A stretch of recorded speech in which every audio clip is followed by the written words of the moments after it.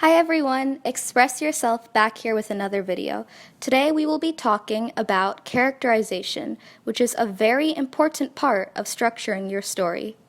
Also, be sure to watch to the end for some very important challenge information.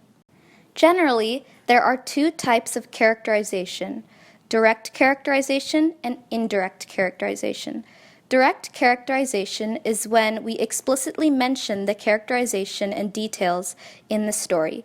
Indirect characterization is when we hint at the characterization through dialogue, descriptions, and other features.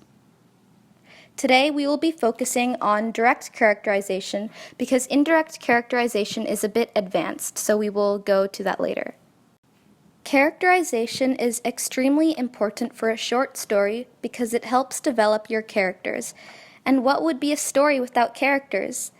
Giving your characters character traits such as personality descriptions, for example, intelligent, humorous, and kind, and appearance descriptions such as overweight, dark hair, blue shirt, are essential for your reader to be able to visualize your story. They also make your story interesting and show off your imagination. Today, I will be explaining characterization to you by defining it and showing some examples of stories that use characterization to describe their characters.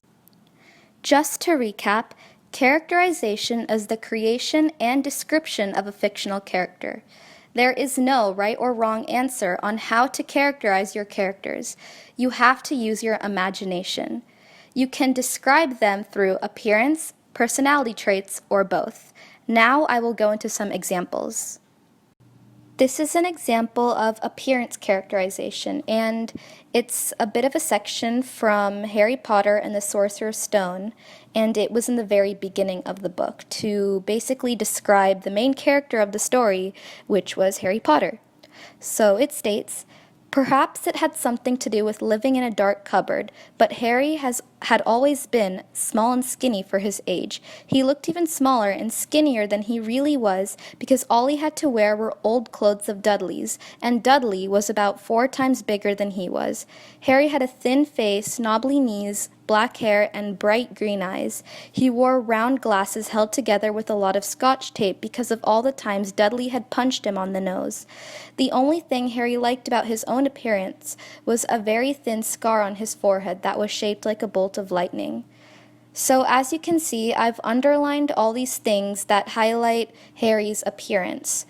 So, for example, small and skinny, old clothes, Dudley being 4 times bigger than he was, which kind of shows that Harry is really small.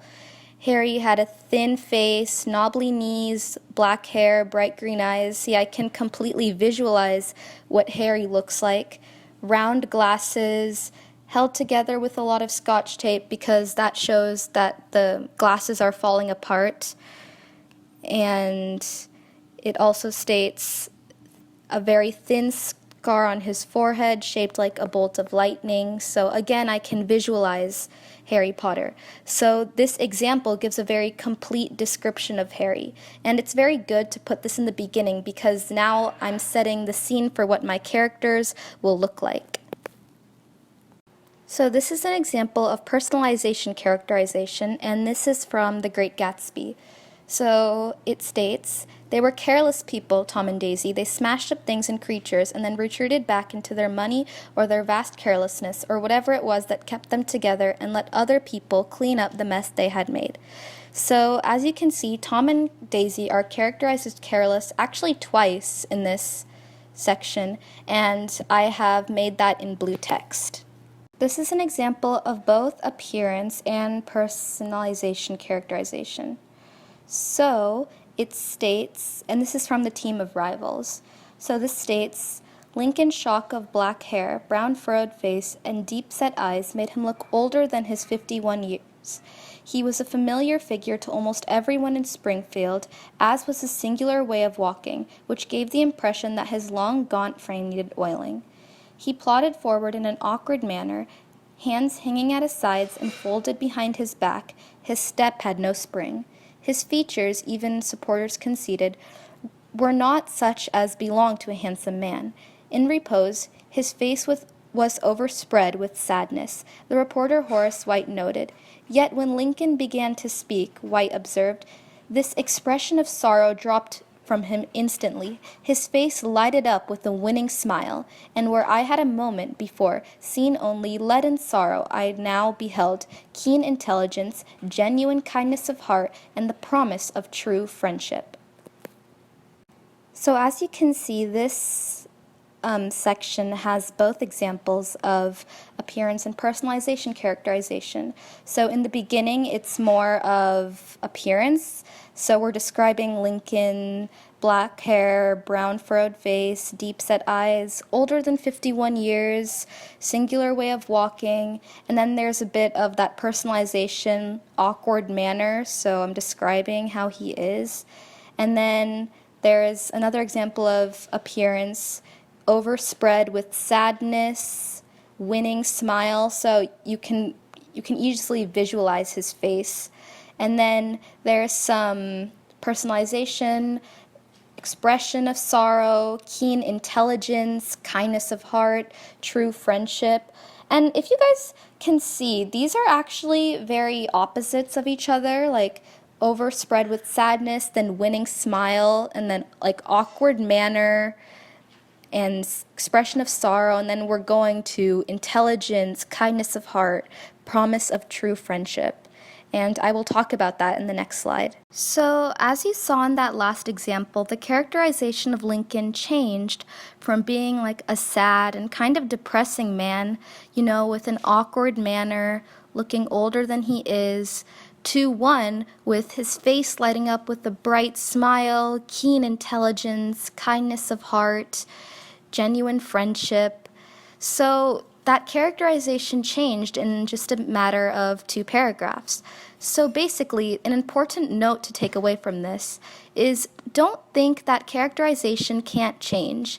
These things change throughout the text, and it's not just something described in the beginning. Sure, it can be introduced in the beginning, and in fact it should, to basically introduce your characters, but it should keep going.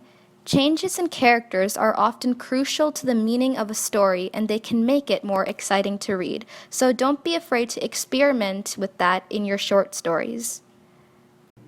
Here are a couple more ways that authors and you can be more creative with characterization in your writing.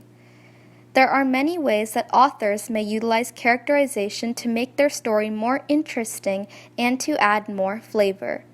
One technique that an author may use is by revealing small bits and pieces of a character's details, both physical and emotionally wise, throughout the story. They may subtly add minor details as the story progresses and use them to develop major or minor plots. As a beginner writer, a good start would be to first list all or most of the characterization during the introduction of the story or character, and then use those details to help progress the plot. As you grow from a beginning to more advanced creative writer, you can then start exploring different ways to characterize people, places, or other things in your story. Thanks for tuning in. Before you go though, let me explain the challenge information. To enter, be sure to follow the Instagram account at Xpress and Write for writing tips, and subscribe to this YouTube channel and turn on notifications to be notified when I post a new video. Email your submission of a short story to expressyourselfandwrite@gmail.com. Submissions will be due August 12th. I will choose the best submission, and it will be posted on the Instagram, and the winner will also get a prize. If you have questions, feel free to DM the Instagram account. And, of course, more information is on the description. Thank you guys so much for watching. Be safe, and be sure to express yourself in your short stories. Thank you, and have a great day.